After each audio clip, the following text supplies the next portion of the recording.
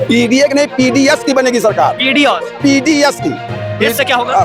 सबका साथ। ये देखिए हम नहीं छापते ना, हमारा है ये अखबार छपा है, गोरखपुर से निकलता है, तो अब गोरखपुर से कौन छापता है वो सब देखिए। आप लखनऊ वाले हैं, आप बात इधर उधर की करते हैं। लखनऊ तो तहजीब का शहर है, और आपने किन किन बातों पे यहाँ बात कर रहे हैं? मूल ले जाना चाहिए, यहाँ भय भूख भ्रष्टाचार पे ले जाना चाहिए, यहाँ चिकित्सा शिक्षा रोजगार पे बात होनी चाहिए। तहसील में चले जाइए तो लेखपाल से लेके एसडीएम तक भ्रष्टाचार में लिप्त है। थाने में चले जाइए तो सिपाही से लेकर थानेदार तक भ्रष्टाचार में लिप्त है। दफ्तर भ्रष्टाचार। कौन है इसका जिम्मे? पूरब से लेकर पश्चिम तक, उत्तर से लेकर दक्षिण तक जितने भ्रष्टाचारी हैं उनको आप गले लगा रहे हैं। इसकी तैयारी तेज है। त्योहार plus tension is equal to Modi Yogi सरकार। मतलब दंगे पे बात हो रही है, ये सरकार दंगा की सरकार है, इसको हटाना है। पहला बात तैयारी की बात कर रहे हैं, भारतीय जनता पार्टी तैयारी नहीं करती है, उसकी तैयारी पहले से रहती है। तैयारी वो करे जो अभी तक सदमे में पड़े। दलित के घर पे हमला करा रही है, ये बता रहे हैं कि भाजपा पीडीए मुझे बकवास करेगा ना तो उसके जूते भी पड़ेंगे, टन पड़ेंगे। मतलब हमारे महापुरुषों को गाली बकोगे, राणा सांगा को गाली बकोगे तो जूते खाओगे, और महाराज को खाओगे भी। बकवास करेगा महापुरुषों के लिए, उनको जूते खाने पड़ेंगे। ठीक है, तो जूता खाने के लिए तैयार रहें। ठीक है, लखनऊ ना आ जाए, बहुत मारे जाएं। और उनके कहने वाले दलित हैं। अबे दलित हो तो आप अपनी जबान बंद रखो ना। जबान खोलोगे और फिजूल की बकवास करोगे तो वो करनी सेना ही नहीं, छत्री ही नहीं, वो ब्राह्मण भी हर से लेके तैयार है। ठीक है, काट कूट के सत्यानाश कर देगा, इसलिए चोंच बंद रखो और नहीं तो पाल बना दिए जाओगे। 2027 की किसकी तैयारी अभी सबसे आगे है? 2027 में आप लोगों को कुछ बताने की जरूरत नहीं। भारतीय जनता पार्टी की सरकार पुनः बनेगी। सबका साथ सबके विश्वास पे जो काम हो रहा है उसी पे होगा, जो इन लोगों ने काम किया है। और अभी तो कुछ कम सीटें थी, अब देख लिया, अब तो 60% मुस्लिम वोट मिलेगा। जो गरीब मुस्लिमों का वोट भारतीय जनता पार्टी को मिलेगा, इसलिए वक्त वो वोट पास करा दीजिए। बिल्कुल जो उनके हक की बात की गई, जो उनका हक 60 साल से लोग पार्टियां मार रही थी, खा रही थी, ना उनके बच्चों को पढ़ने दिया, ना उनकी औरतों को कोई सम्मान दिया, ना उनकी औरतों को कोई काम करवाया, ना उनके लिए ना कोई मेडिकल स्टोर खुलवाया। वो पीडीए कह रहे हैं अखिलेश यादव की पीडीए की इस बार सरकार बनेगी। लगातार देख रहे हैं लोकसभा में उनकी बहुत अच्छी खासी सीटें आ गई उत्तर प्रदेश में। पीडीए की नहीं, पीडीएस की बनेगी सरकार। पीडीएस की। इससे क्या होगा? सबका साथ। पीडी से वो पिछड़े और दलित और सबका साथ। अच्छा, हाँ, सारे समाज का वोट चुरा करके एक वोट बदल अब जो वो तुम कहोगे, ऐसा कुछ नहीं। हमारा तो शुरू से नारा है सबका साथ सबका हमारी शक्ति। भारतीय जनता पार्टी की सारी योजनाएं, किसी योजनाओं में को आप गलत नहीं कह सकते हैं कि एक आदमी को दिया गया, एक आदमी एक वर्ग को नहीं दिया गया। पीडीएस या पीडीए, नया पीडीएस ला दिए तो उसमें कौन सा बात है? वो ले आए हैं, लेकिन उनका ये जो कारनामा है इससे सरकार नहीं आएगी। अखबार ये भ्रष्टाचार जो मचा हुआ है, बड़े बड़े अधिकारी और बड़े बड़े लोग भ्रष्टाचार किए हुए हैं, इसमें माननीय मुख्यमंत्री जी कोई कार्रवाई नहीं किए हैं। और ये जानते पेपर कहाँ से निकलता है, देख लीजिए, गोरखपुर से भी निकलता है, आजमगढ़ जौनपुर से निकलता है, मऊ से निकलता है, पेपर से निकलता है। और ये देखिए हम नहीं छापते ना, हमारा है ये अखबार छपा है, गोरखपुर से निकलता है, तो अब गोरखपुर से कौन छापता है वो सब देखिए। या देखिए इसमें बालू खनन पे देख लीजिए, और इधर भ्रष्टाचार में आकंठ सरकार डूबी हुई है, इस पे गौर नहीं कर रही, इसलिए सरकार ये इस समय हड़बड़ाई हुई है।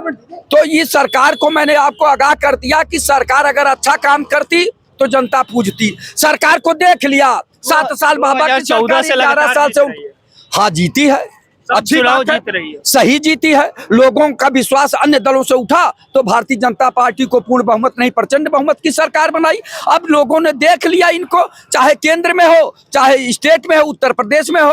आपको मैं भ्रष्टाचार का जीता जागता उदाहरण बताया, और आप लखनऊ वाले हैं, आप बात इधर उधर की करते हैं। लखनऊ तो तहजीब का शहर है, और आपने किन किन बातों पे यहाँ बात कर रहे हैं? मूल मुद्दे लखनऊ तो राजधानी है ना उत्तर प्रदेश की, राजधानी है, तो आपको बहुत सकारात्मक करना चाहिए कि इधर कौन से कर रहे थे आप? अभी आपसे पहले पत्रकार महोदय, और आप तो पत्रकार, तो आप लोगों ने चर्चा कर इन मुद्दों उन मुद्दों पे नहीं ले जाना चाहिए। यहाँ भय भूख भ्रष्टाचार पे ले जाना चाहिए, यहाँ चिकित्सा शिक्षा रोजगार पे बात होनी चाहिए, और कोई बात नहीं कर रहा है।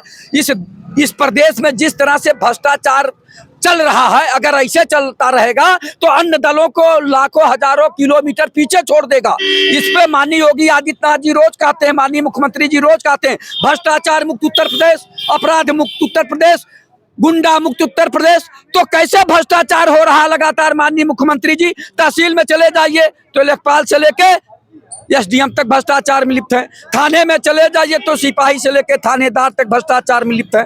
दफ्तर दफ्तर भ्रष्टाचार, कौन है इसका जिम्मेदार? जिले जिले में भ्रष्टाचार, कौन है इसका जिम्मेदार? जितने एमएलए हैं, जितने एमएलसी हैं, लखनऊ में हवेली जिस जिले में है वहाँ हवेली, नोएडा, गाजियाबाद, नैनीताल में हवेली, लखनऊ के अगल बगल 200-300 बीघे का कृषि फार्म, 7 फॉर्चूनर, इनके बच्चे ऑस्ट्रेलिया अमेरिका पढ़े हैं, प्राइवेट अस्पताल और प्राइवेट डिग्री कॉलेज खोले हैं। कहाँ से लाए हैं ये माननीय मुख्यमंत्री जी? इनकी पहले जांच कराइए। ये लोग जो विधायक निधि मिलती है, जो क्षेत्र में विकास का निधि मिलता है, उसको खा जाते हैं।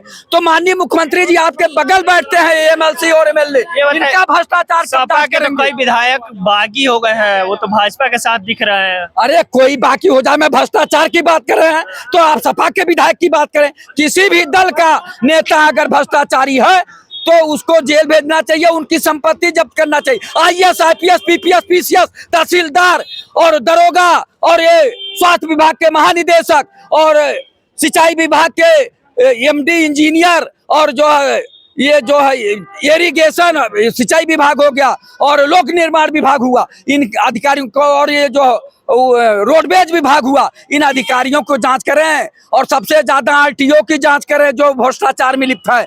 तब जाके उत्तर प्रदेश जो है अच्छा प्रदेश बनेगा और विकसित भारत जो है विकसित राष्ट्र बनेगा भारत। लेकिन ऐसा नहीं है। तो मैं बार बार योगी आदित्यनाथ जी माननीय मुख्यमंत्री जी से कहना चाहता हूँ, संत महंत मुख्यमंत्री हैं आप और ये अवसर आपको मिला है कि भ्रष्टाचार समाप्त कर दीजिए, लेकिन आप भ्रष्टाचार समाप्त नहीं कर रहे हैं तो जनता का विश्वास आपसे उठता जा रहा है। आखिरी में बस बता दीजिए किसकी तैयारी सबसे ज्यादा है? देखिए सभी दल तैयारी कर रहे हैं, लेकिन जनता अब जान गई है कि आप राम राज्य नहीं लेके आए हैं, आप भ्रष्टाचार का राज्य लेके आए हैं। जनता तो विश्वास किया था, पूर्ण बहुमत नहीं प्रचंड बहुमत की सरकार बनाई, उसके बाद भी आप भ्रष्टाचार में लिप्त और जितने भ्रष्टाचारी हैं उनको आप गले लगा रहे हैं। पूरब से लेकर पश्चिम तक, उत्तर से लेकर दक्षिण तक जितने भ्रष्टाचारी हैं उनको आप गले लगा रहे हैं। अजीत पवार, शुभेंद्र अधिकारी, हेमंत विश्व शर्मा जैसे तमाम नेताओं को आप गले लगा रहे हैं, तो जनता अब आपसे उब गई है। किसकी तैयारी तेज है? त्योहार plus tension is equal to Modi Yogi सरकार। मतलब कि एनसीबीआर का आंकड़ा आया है 2018 को आपका जाके 512 दंगे हुए, 2019 को 440 दंगे हुए, 2022 को 857 दंगे हुए, 2021 को 378 दंगे हुए, 2022 को 372 दंगे हुए, कुल दंगे हुए 2465। टोटल अगर निकालेंगे हर साल 500 दंगे होते हैं। ऐसे देश तरक्की करेगा? देश इस तरीके से तरक्की करेगा। आज हमारे जो अमीर लोग हैं वो 6500 लोग देश छोड़ के जा रहे हैं। उसका क्या वजह है? यही दंगा। और यही हालत रहा तो 30% लोग अमीर हमारे देश छोड़ के चले जाएंगे। हमारे देश का सामाजिक ताना बाना खत्म होता जा रहा है, हमारा सोशल फैब्रिकेट खत्म हो रहा है। तो उसके लिए अर्थव्यवस्था पे बात नहीं हो रही है, खाली दंगे पे बात हो रही है। ये सरकार दंगा की सरकार है, इसको हटाना है, पहला बात। दूसरा बात, जो मंदी आने वाला है, दुनिया में बात हो रही है कि जो ट्रम्प ने 26% टैक्स लगाया और देश मंदी पे गुजरेगा, उसके लिए हमारा आगे का प्लान क्या है उसके बारे में कोई बात नहीं हो रही है। हम मंदी में जा रहे हैं और आज हम भी हिंदू मुसलमान कर रहे हैं, तो ये बहुत शर्मनाक है। इस सरकार के पास कोई ब्लूप्रिंट नहीं है। बताएंगे 2027 में किसकी तैयारी सबसे तेज है, सबसे अच्छी किसकी तैयारी मानते हैं अभी? तैयारी तो सबकी है, हम तो वैसे। अरे सबसे अच्छी किसकी लग रही है? तैयारी सब कर रहे हैं। बाबा के अलावा कोई बच्चा है उसमें? यूपी में सबसे बढ़िया तैयारी अभी किसकी है? देखिए, तैयारी की बात कर रहे हैं, भारतीय जनता पार्टी तैयारी नहीं करती है, उसकी तैयारी पहले से रहती है। तैयारी वो करे जो अभी तक सदमे में पड़े हुए हैं। अच्छा। सबसे पहले तो मैं आपके चैनल के माध्यम से बता देना चाहता हूँ, कौन है सदमे? अब विपक्ष के लोग इस समय बौखलाए हुए हैं, उल्टे से बयानबाजी कह रहे हैं कि पीडीए इस पर बहुत मजबूत है। अरे कहेगा पीडीए तो सिर्फ नाम दिया गया है। उनका पीडीए का नाम देने के बाद वो अपने लोगों को ही आगे बढ़ाने का काम करते हैं। किस चीज का पीडीए का मतलब क्या होता है? पीडीए का मतलब होता है सबके साथ को लेके, सबको साथ में लेके चलने की बात करने वाले, उसको कहते हैं पीडीए। इसे भारतीय जनता पार्टी ने नाम नहीं दिया, लेकिन काम वही कर रही पीडीए वाला। सबका साथ सबका विकास पे बात करने वाली भारतीय जनता पार्टी है, जो नाम देने के बाद भी वो काम नहीं कर पा रहे हैं। तो कहीं ना कहीं ये बहुत बड़ी बात है और इसीलिए भारतीय जनता पार्टी की सरकार बनती चली जा रही है, प्रचंड दिन के साथ बनती जा रही है। बताइए क्या? एक दलित के घर पे हमला करा रही है ये बता रहे हैं कि भाजपा पीडीए अगर मुंह से बकवास करेगा ना तो उसके जूते भी पड़ेंगे, टन पड़ेंगे। मतलब हमारे महापुरुषों को गाली बकोगे, राणा सांगा को गाली बकोगे तो जूते खाओगे और 12 तारीख को खाओगे भी, ठीक है, और